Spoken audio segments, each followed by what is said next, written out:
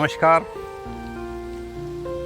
कृष्ण अर्जुन संवाद में गीता के 11वें अध्याय में यह अर्जुन को लगता है कि कृष्ण उसके सखा हैं और मित्र हैं।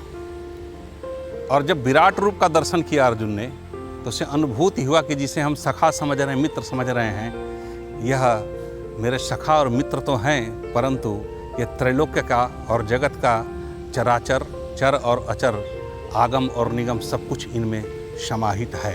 तो कृष्ण से कहते हैं कि सखेति मत्वा प्रसभम धयुक्तम, हे कृष्ण, हे यादव, हे सखेति। हे कृष्ण, मैं आपको यादव, आपको सखा और अपना मित्र समझता था, लेकिन आपके इस विराट रूप का दर्शन करने के बाद में, आपके इस उपदेश को प्राप्त करने के बाद में मुझे अनुभूति हो गया कि आपके अंदर गगन, आकाश, वायु, पृथ्वी सब कुछ आप में ही समाहित है। विश्व का और त्रैलोक्य कोई ऐसा वस्तु नहीं है, कोई ऐसा चीज़ नहीं जो आपके अंदर न हो।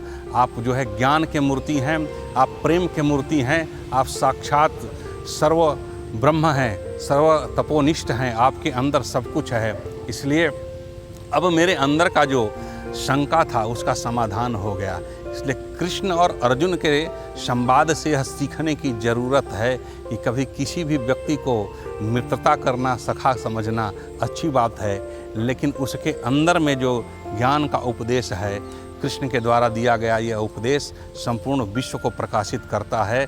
और हर मनुष्य के जीवन में, हर व्यक्तियों को, हर युवा युवतियों को गीता का अध्ययन करना चाहिए, क्योंकि गीता का अध्ययन करने से उनका ज्ञान, विवेक और उनके अंदर अद्भुत सहनशीलता के साथ साथ इस संसार में, इस जगत में उनको जीवन जीने की पद्धति प्राप्त होती है और साथ ही साथ जीवन चलाने की पद्धति प्राप्त होती है।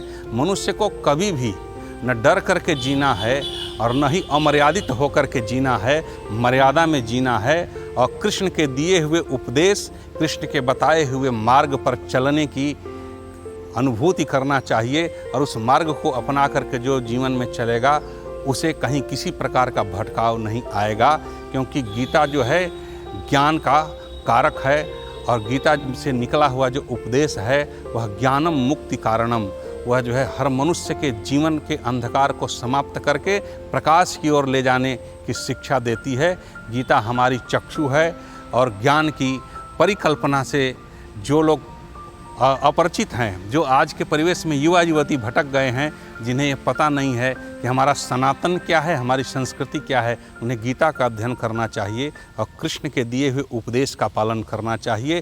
क्योंकि गीता मूल रूप से मनुष्य के जीवन का तीसरा नेत्र है और गीता का अध्ययन करने वाले व्यक्ति के अंदर अपने आप ही संपूर्ण ज्ञान का संचार हो जाता है। गीता अध्ययन करना चाहिए और उसको अमल करके उस मार्ग का अनुभूति करके चलना चाहिए। जिस प्रकार अर्जुन का संदेह दूर हो गया, उसी तरह हर मनुष्य का भी उसके अंदर का संदेह दूर हो जाएगा और उसका जीवन साकार हो जाएगा। नमस्कार।